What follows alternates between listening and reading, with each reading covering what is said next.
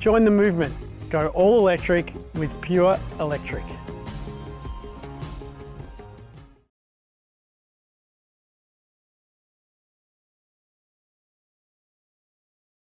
Welcome to our everyday energy efficient townhouse transformation. Our townhouse is in Fitzroy North in Melbourne's inner north. We acknowledge the Wurundjeri people of the Kulin Nation as the traditional custodians of this land and pay respect to their elders past and present. We hope this video provides ideas and inspiration for those looking to reduce the impact of their home on the climate while making it more comfortable. We hope to show that even smaller existing homes can make a difference. Our home is a 2-storey, 3-bedroom townhouse built in the early 2000s. Bedrooms are on the ground floor and the open living spaces are upstairs where it's light and airy. The east-west orientation means we get direct morning and afternoon sun. The lower level is fed natural light through an internal light well. We moved in early 2022.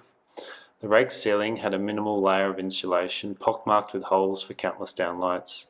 An aged shade cloth on the west balcony wasn't effective later in the afternoon.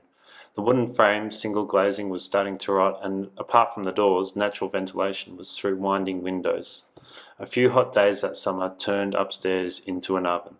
We needed a plan. We found an architect through the My Electric Home Facebook group who came and evaluated our home for thermal efficiency. She identified the problem areas and helped us prioritise the changes which would give us the biggest improvements earlier.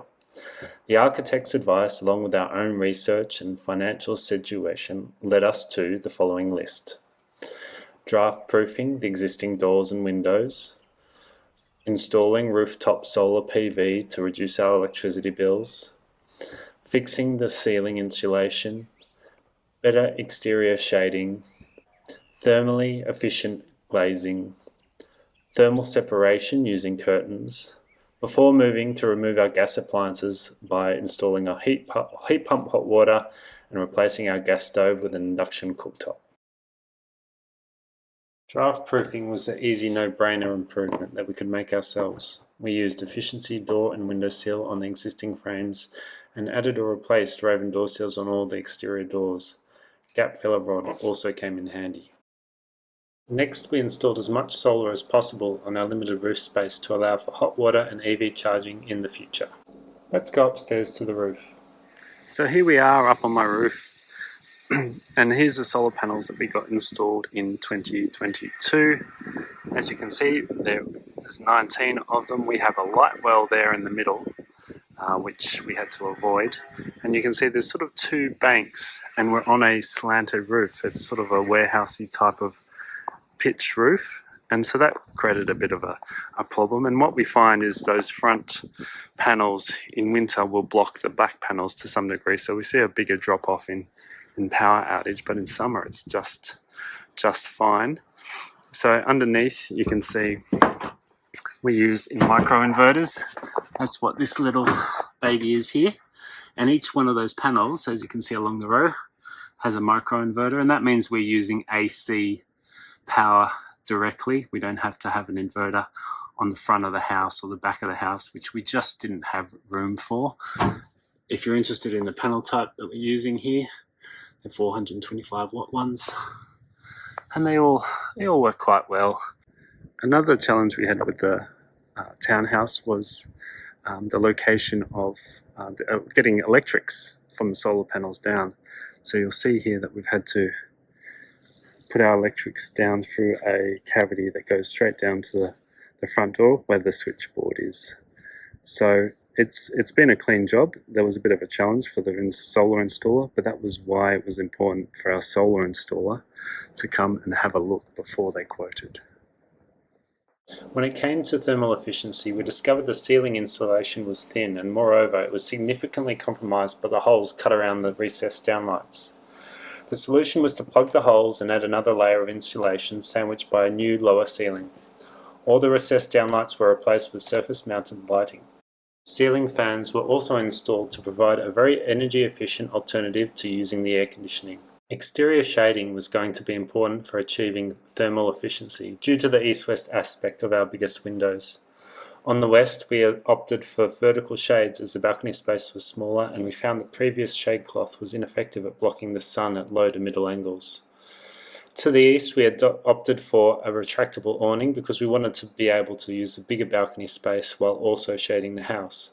It stays retracted during winter to allow the morning sun to warm up the living area. One of the last projects was replacing the wooden single glaze windows and doors with UPVC frames and double glazing. Let me tell you something about the double glazed windows that we have. So they're made out of UPVC frames. So you'll see here that they're plastic basically, and that helps with the insulation and the heat separation. If we come down here, you'll see on the inside, they've got seals, they're quite wide, and the best thing about them are their doors. So you've got the tilt and turn, right? So if I turn it this way, it tilts out. This is quite common in Europe, apparently. So that lets some airflow in. It's good if it's a slightly rainy day. And then you can tilt it upwards and it comes out, in this case, like a door. But if it was a window, we've also got French doors here, and they just close. They come all the way out. They close like so. The latest thing we've done is to install some curtains around the stairwell. Hopefully this will help us keep the heat from fan and panel heaters downstairs in winter. Once we'd insulated and double glazed, we looked to replace our gas instant hot water and gas cooktop with electric versions. The instant gas hot water was previously on the wall of the light well, so the easiest and cheapest approach was to install a highly efficient heat pump hot water system in the courtyard of our light well. We haven't worked out yet how to hide everything, but I'm sure we can think of something. We chose a reclaim hot water system so that we could better use the excess solar power we were unable to export to the grid. It's also quiet, which is an important factor being located next to the bedrooms. We also replaced our gas cooktop with an induction hot plate. We chose a smaller system and filled the gap with a wooden chopping board. The slim profile also gives us more bench space when it's not in use. Finally, we were able to get our gas connection removed.